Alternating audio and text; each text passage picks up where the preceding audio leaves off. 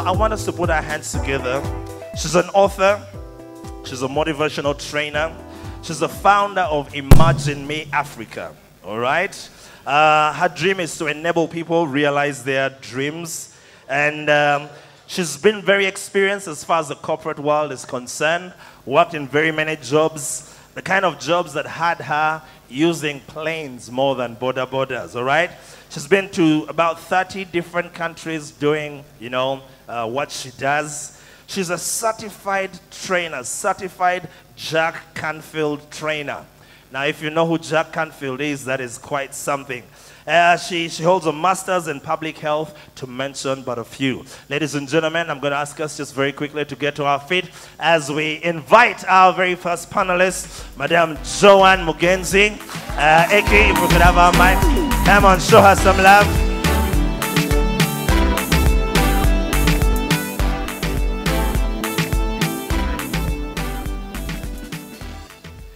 How are you doing, Joan? Great, I'm having fun. How are you feeling? Good. Good. Yes. Beautiful. We're going to take it right from the top. And very quickly, we always start with this question. Who is Joan Mugenzi? Just tell us briefly about who you are and what you're all about. Joan Mugenzi is a dreamer. She's a motivational trainer. She loves seeing ideas come to fruition. She just loves dreaming. She's a Christian. She loves God. She's single. She's pursuing life. She's single. Yes. She's pursuing life. Hallelujah. She's an author as well, and she's pursuing life. Can I get an amen in the house? Amen. Corporates at Crossroads. This book is available for sale. We'll have one to give away tonight, so you just might be lucky. And we're going to look a little bit at what she has written here in this book. But Joan, why don't we just begin? I'd like you, from your research, while preparing for this book and your experience, maybe perhaps if you could just tell us where you've worked, what your corporate journey has been like, just in a nutshell, and then we can jump into this. I have a media background. I started off my career in New Vision. When I left New Vision, I joined World Vision Uganda, and then from World Vision Uganda, I went into World Vision International. All right. So what happened is when I left communications, I went still to do communications, but this time it was focusing on programming.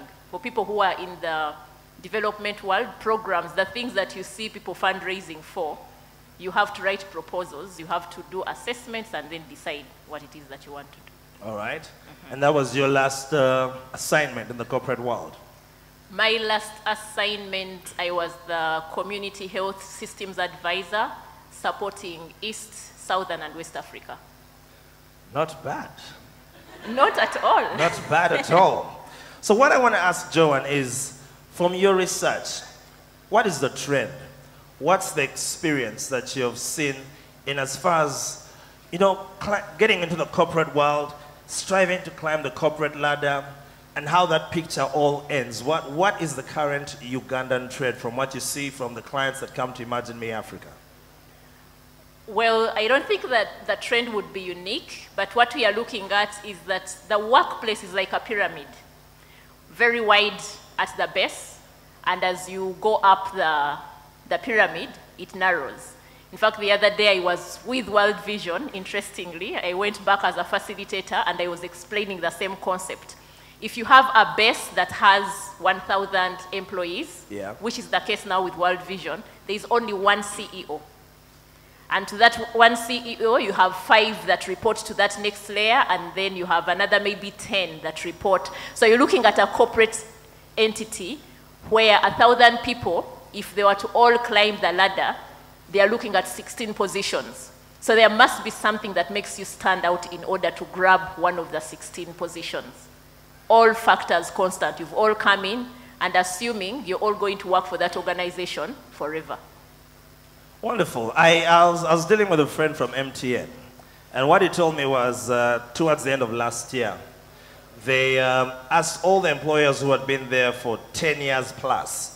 They gave them an offer, to get a nice send-home package if they could, you know, they were willing to volunteer to just, you know, resign and allow for some young blood to come through. And from what he said, from 100%, only about 15 to 20% maximum, you know, were willing to take on that package. And a lot of them were from the base of that pyramid.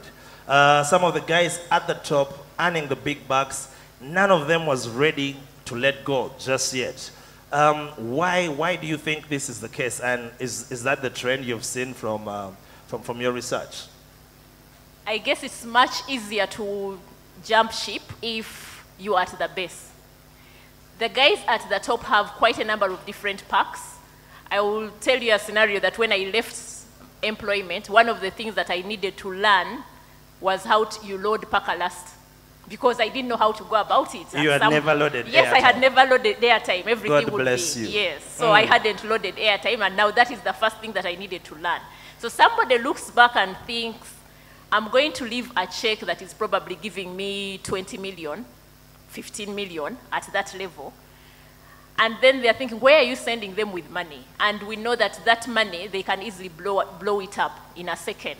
Because one of the things that we are even seeing right now, NSSF just recently released a report that looked at the retirees and what they have. Yeah. And they said 80% of retirees, the only savings they have are with NSSF.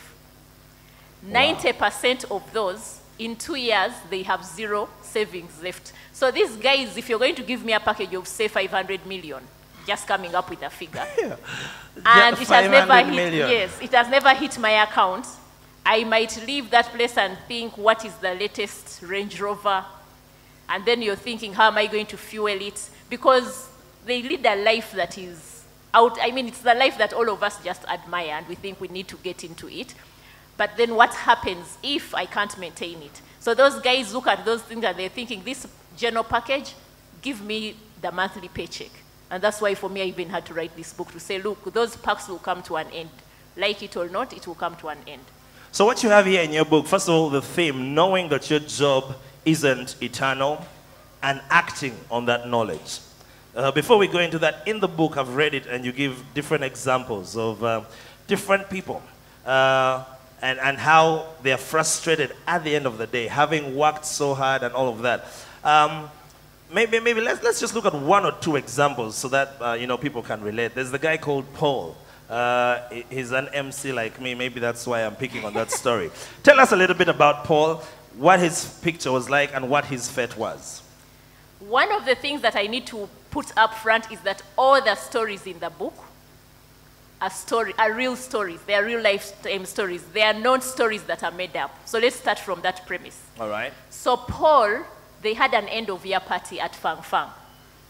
And then he was the one, entertaining everyone. He had never had any problem finding good jobs, and his jobs were always high-flying jobs. So here he was, has a stay-at-home wife, children are going to an international school. Every year they went on holiday. And so this particular year, I think they were going to Seychelles for their holiday. Mm-hmm. And while he's busy emceeing, they come and whisper to him. An email, this happens in the NGO world, an email came in from the donor saying, sorry, we cannot maintain the kind of administration fees that you have. You need to cut back. And I guess the CEO didn't know how to handle the situation, so he went and whispered to Paul to let him know that there was something that was changing in the organization. In the middle of the party. In the middle of the party. So his mood changed. This is the guy who was busy entertaining the way you're entertaining us here, and all of a sudden we see you Don't wish me back. Let someone not come here and tell me. So what happened was they then told them, they announced at that party that by the 4th of January, if you've not heard from us, just know that you have no job. Wow. This is December, end of year parties are normally December. Yes, and we are going into that season. So I hope nothing like that happens to any of the people in this room tonight. Manange Power FM. And so then, of course, it's one person who had never really planned. Because like I'm saying, if you're comfortable, the paycheck is coming in on a daily, you don't have any financial literacy. Because by the way, the guys at the top, many of them now, I interact with them at different levels. You realize that they live life off their paychecks. They are enjoying life. They'll be able to, today I go out to Cafe Java's, tomorrow let me go and visit the food court, maybe it will be cheaper. Then the next day you say, let me go have coffee at Serena. So you're busy making the rounds. But everything is off your paycheck. You're not putting anything at the side. Yeah. So the likes of Paul, that's why he begins sweating, because he's wiped out all his savings because they are going on holiday as a family. But he doesn't even know how he's going to break the news to the stay-at-home wife who has been at home for 7 years. And Paul has been taking care. Yes, Paul has been taking care of the family, and rightfully so. They've been enjoying life. They've not had fights. They've just been enjoying life. Wow. Then there's Michelle. Let's take it out to the ladies' side. Was she Michelle, the corporate lady, high flyer? Tell us a little bit about Michelle. Now, for those of you who are here tonight, and your network is full of your office mates, you're in big time trouble. What do you mean? This is a trend. I'm setting the ground for Michelle. All right. Michelle was your high-flying person. I won't mention the organization, but that organization interlinks a lot with the banks, the banking sector. So every bank that she would walk in, they would open the doors.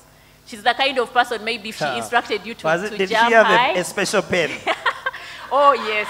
Yeah, so we know where she was working. Not Bank of Uganda. No, okay, fine. Not Bank of Uganda. But anyway, Michelle falls sick. And she's bedridden for a while. And one of her closest buddies at the workplace was the human resource people. I mean, I know there are some human resource guys in the house. But one of the best job for them is to hand over an appointment letter. But the other dreaded job that they have is to always announce the policies. So this person hadn't visited Michelle.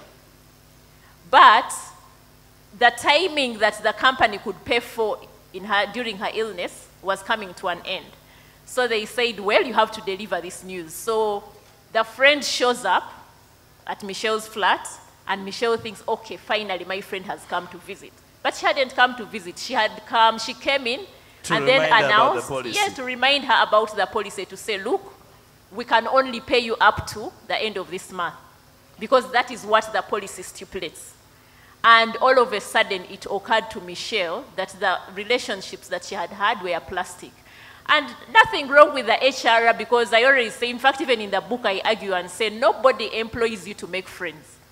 When you make friends, it's a bonus. So don't go into your workplace and think that, yes, everybody who is smiling and clapping and you're going out to lunch together is your friend. No. And you're like, these guys ain't loyal. Yeah, that's not their job. That's not their job. You're all there to contribute to the mission and vision of your organization. And that's what puts you together. If you're all working for Power FM, station all about love, you're there because you're supposed to deliver love to us, your listeners. The moment you leave, I don't care where you go. Our relationship, if I pursue it beyond that, it's a bonus. Eki, have you heard? Where is the man from Kaboki now? Our relationship stops there. So what is then Michelle's fate after that? Of course, now she becomes wiser. Fortunately, she didn't go down completely. But when she went back focused and planned her exit. She realized that for 10 solid years, in fact, she said the most painful part for her is the fact that she had all her babies working for this organization. And at the time when she thought she was in need and she needed people around her, they were ready to abandon her because that is what the policy stipulated. So eventually she stepped out. She's having a ball. She's having her life. She's pursuing her passion. When you come to our side, we who pursue passion, it's an interesting world. Even when things are hard, you're able to smile. Does passion put bread and milk on the table? Of course not. And that is why I talk about preparation in the book. Yeah. Because passion does not put bread on the table. So you don't just say that you're throwing in the towel, so that because you assume that you begin assuming that you're going to reap from your passion. Yes, provision will always follow where the vision is. Yeah. But you must be wise in terms of how do you prepare, how do you step out. You don't just wake up and say, now I've left World Vision. Yes, I left World Vision, but there was a preparatory phase.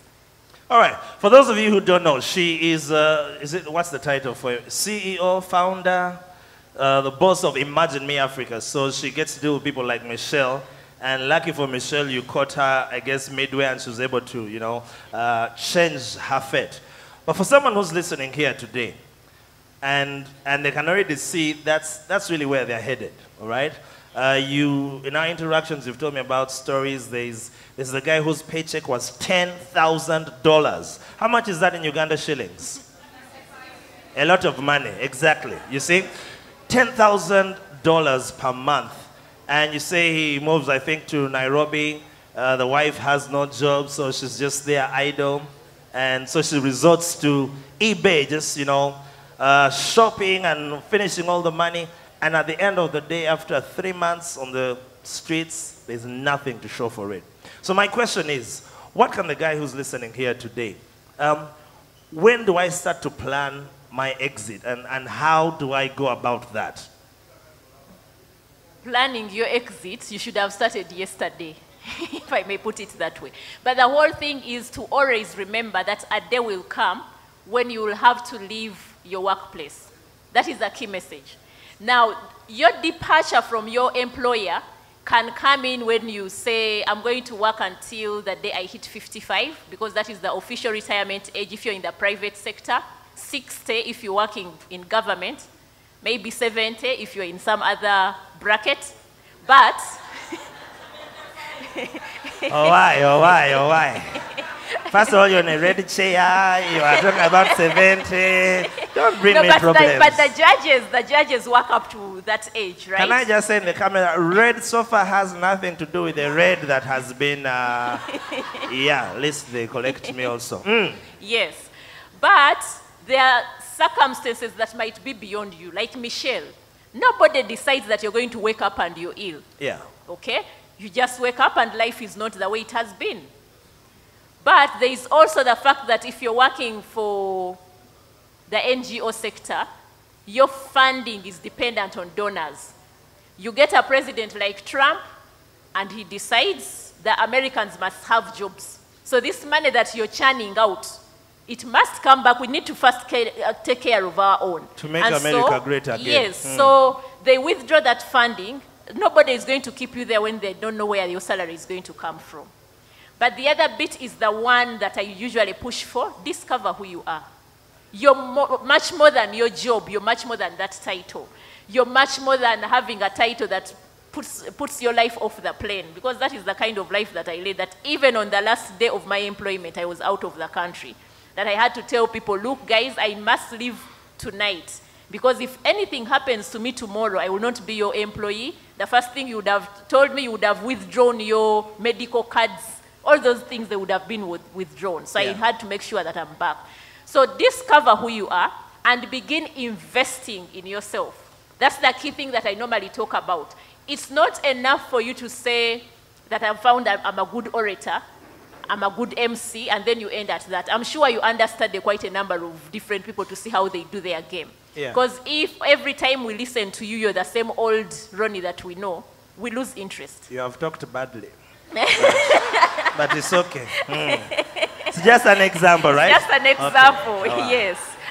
Because you're next to me, and I love using live examples. But discover who you are and invest in yourself to figure out, how do I improve my game? How do I improve myself as a brand? Because people will have to buy into you as a brand before they believe in any of the products that you're marketing to them. I'm going to cut you short right there. And I have just one or two more questions for you while Chimera gets ready to serenade us with some beautiful music.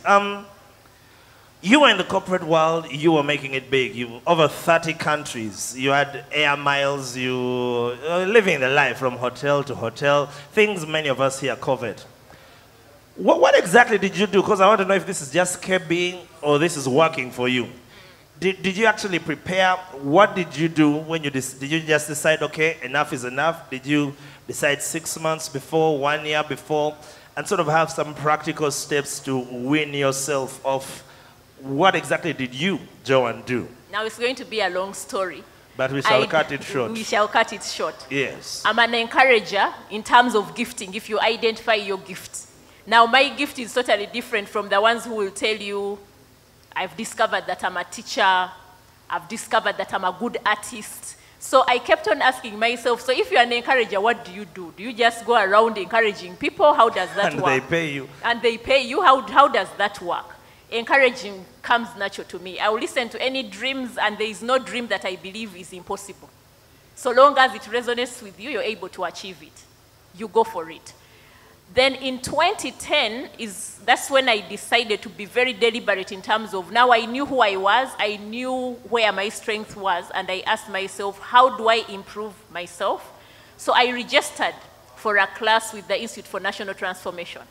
Again, those ones train no excuse leaders, helping people to fit into their different spheres of influence. When I tagged through the spheres of influence, I didn't fit in any of them, incidentally. And so I knew my role was facilitative, and therefore when I stepped out, one of the books that I read, that's when I discovered Jack Canfield. I read Jack Canfield's book, The Success Principles, and I remember telling myself, if a book can change my life this much, how much more if I went for a live event like this one, okay? You come in and, people are encouraging you, they are training you. So I started looking for Jack Canfield in 2014. 2014 is when I became deliberate, and I said, I think I have enough of this. One, I had purpose that I would leave employment in 2019. So you had at least, that's a yes, a the while. first long term was 2019. In 2014, when I began to pursue my passion purposively, and I discovered that I'm a motivational trainer, so the encouragement comes through that, I chose to, I looked in our environment to discover, okay, who are the people that could easily mentor me? Now, it's unfortunate that we operate in an environment that every time you step into ground and somebody feels like you're almost doing similar things, it's arm's length. And I thought the world does not end in Uganda. I had been exposed enough to know that the world is a global village. So you flew? I flew. I went to Arizona. I did online things, then went to Arizona to do my things. And it is in that meeting that I decided I was going to write a book. I decided I was going to write a book because the number of things that I was listening, I thought there's a lot of information that I was hoarding, and then I could only maybe pitch it to a few individuals. But I said, how do I package this information? Because what is happening in Uganda is not different from what I see elsewhere, in Africa, and maybe the books that we have. Most of them are set in the West context. I was fortunate to use the miles to travel the world, so I would read books and relate, because some of the places they would be describing, I've been to them, so I would understand where we are coming from. So all right. I'm afraid I'm going to cut you short there, and I have the last question. I don't want you to give your parting shots because we have a Q&A later on. How long have you been out of the corporate world of formal employment? Only 1 year. Only 1 year. So here's my question. And I had purpose to leave this year, but I left 9 months before my deadline. So my question for you is, are you still living on your savings? Or has this passion and purpose and all these things you're talking about started to put something on your table? Because I want to know, after your savings run out, might you run back, or are we going to see you? I'm sorry, I'm putting you on the spot, but these people need to know, is this KB or are things for real? Part of my preparation included making sure that I had passive income. Passive income is not savings. Passive income is money working for you when you're not there. So I have some money that when it comes in, it will take care of my basic needs. The basics were catered for, and therefore I knew I would step out and I wouldn't have to park my car because I can't afford fuel. The passive income fuels the car. So as these other things come in, I know that at a bare minimum, I will not sleep hungry. At a bare minimum, I will not park the car. At a bare minimum, you will not find me looking miserable. I would be able to smile. I might not have enough cash balance on my account, but I'm not stuck. And that is one of the things that I tell people. When you're preparing to jump ship, unless you're really very spiritual, and the Lord has said that I'm going to send you special manna from heaven. Do your own preparation, because even in the Bible tells us to invest in 8 ventures. So how many ventures do you have? Wow. Turn to your neighbor, ask them that question. Do you have passive income?